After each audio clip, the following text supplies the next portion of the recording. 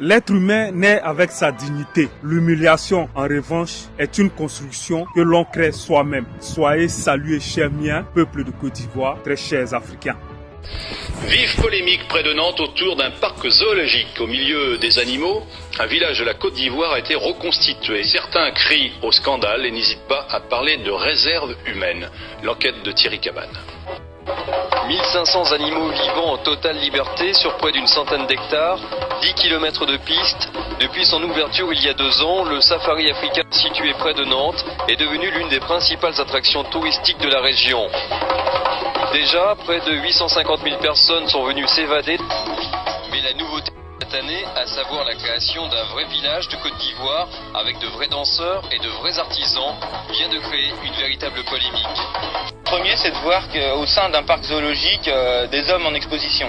Et puis ensuite, on s'est renseigné sur leurs conditions de vie et leurs conditions de travail pour découvrir que ces gens qui travaillaient dans le parc chaque jour n'étaient pas payés, n'avaient pas le droit à la couverture sociale, n'avaient pas de jour de repos, que des enfants travaillaient à l'intérieur de ce parc. Nous pensons souvent que le mal vient de l'extérieur, alors que c'est l'inverse. Comme je ne cesse de le dire, Amra Yafantako. Mais pour nos petits frères, nos enfants, Yafa. Le Premier ministre, M. Daniel Kablan-Tekan et le gouvernement de Côte d'Ivoire nous doivent des explications.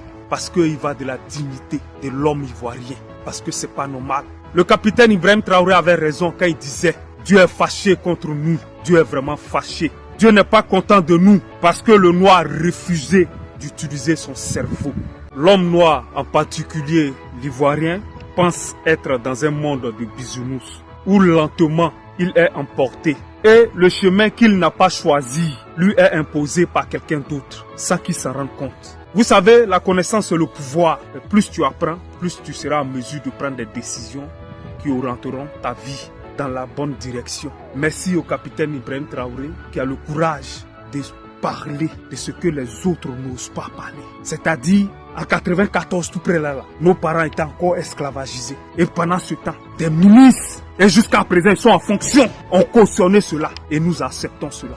Qu'est-ce que nous voulons juste?